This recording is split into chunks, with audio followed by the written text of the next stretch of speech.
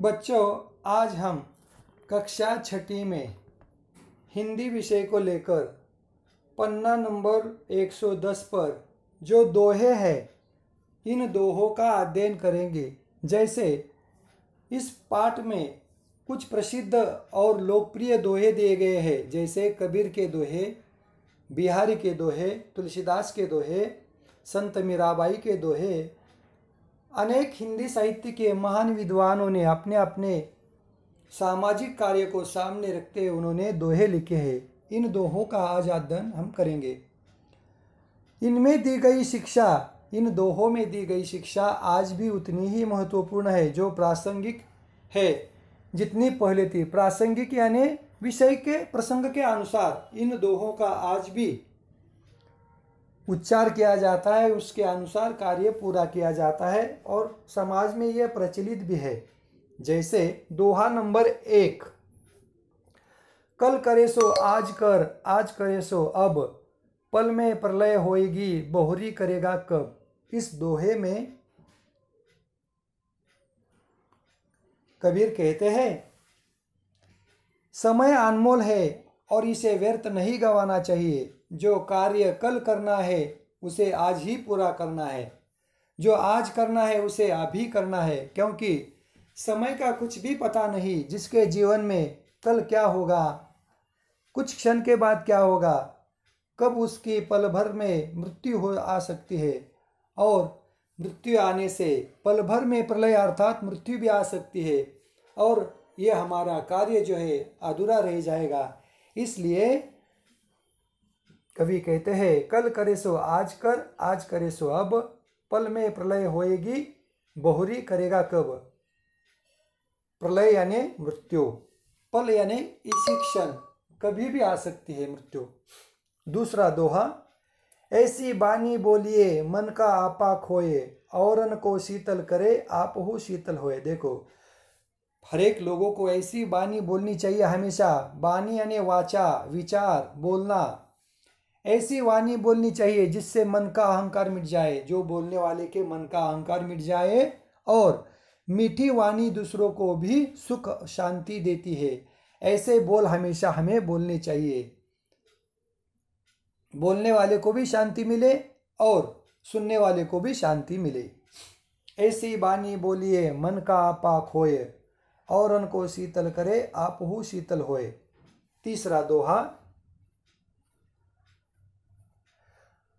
मुखिया मुख सो चाहिए खान पान को एक, पाले पोसे सकल अंग तुलसी सहित विवेक। देखो, गांव के लोगों को कैसा रहना चाहिए, इसका एक उदाहरण संत तुलसीदास ने हमें दिया है।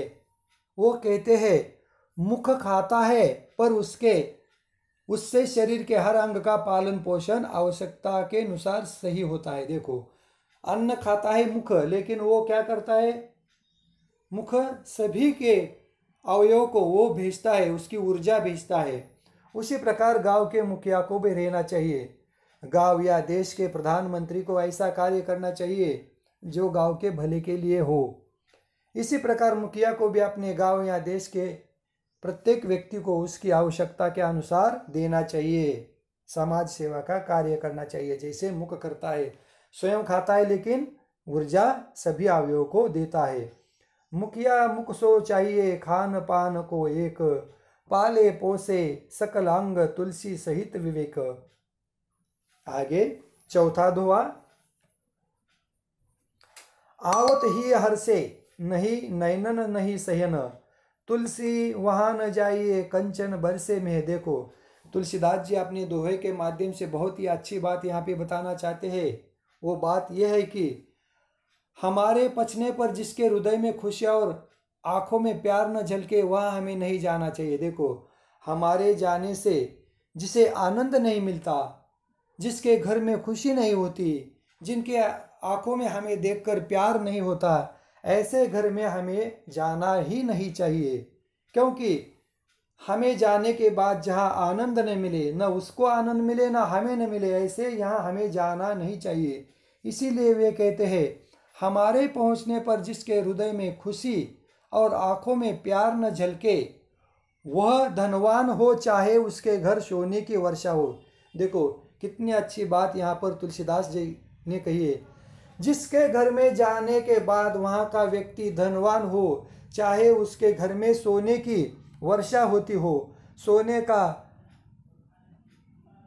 आभूषण उसके हर घर में हो, सोने की वस्तुएं हो, वहाँ पर हमें नहीं जाना चाहिए।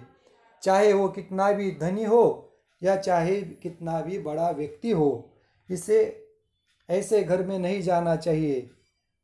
तुलसी वहाँ न जाइए कंचन बरसे मेहत, ऐसे घर जहाँ सोने की वर्षा हो हमें वहाँ नहीं जाना चाहिए, क्योंकि वे कहते हैं हमारे जाने से जहाँ खुशी नहीं होती, जिसकी आंखों में प्यार नहीं होता, हमें बिल्कुल वहाँ पर नहीं जाना चाहिए। इसीलिए वे कहते हैं हमारे पहुँचने पर जिसके हृदय में खुशी और आंखों में प्यार न झलके, वह धनवान हो, चाहे उसके घर में सोने की वर्षा हो रही हो, जाना ही नहीं चाहिए ऐसे घर में। तो और एक बार तुलसीदास जी का दोहा मैं दोहराता हूँ। आवत ही हर्षे, हर्षे यानी आनंद, उल्लास, खुशी। नयन नहीं स्नेह, स्नेह यानी प्रेम प्यार, जिसके आंखों में स्नेह न हो, प्यार न हो, प्रेम न हो, ऐसे घर में बिल्कुल नहीं जाना चाहिए। तुलसी वहाँ न जाइए कंचन बरसे मेह, कंचन यानी सोना। तुलसी जी कहते हैं वहाँ ऐसे घर में हमें बिल्कुल नहीं जाना चाहिए जहाँ जाने के बाद हमारे लिए उसके आंखों में प्यार न हो, न उसमें आनंद हो, खुशी न हो और आंखों में प्यार न हो। ऐसे घर में, ऐसे घर के व्यक्ति के यहाँ हमें नहीं जाना चाहिए जो हमें जाने के बाद वहाँ पर वो हमें बोझ समझे। यही बात तुलसीदास जी दोहों के माध्यम से कहना चाहते हैं। आगे जो तिरुवल्लुवर जी और संकलित दोहे हैं इसके बारे में जानकारी हम आगे करेंगे।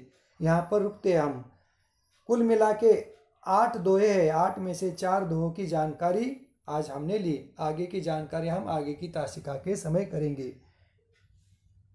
यही बात हम प्रसिद्ध और लोकप्रिय दोहों के माध्यम से लेते हैं, जो प्रासंगिक और विषय के अनुसार उसका इस्तेमाल आज भी किया जाता है। यहाँ पर रुकते हैं हम। धन्यवाद। और हाँ, ये 4 दोहों का अध्ययन हमने किया है, इसे आप लोग अच्छी तरह से सुंदर हस्ताक्षर में लिखे और अपने कक्षा में, अपने घर में लगाए। यहाँ पर रुकते हैं हम। धन्यवाद।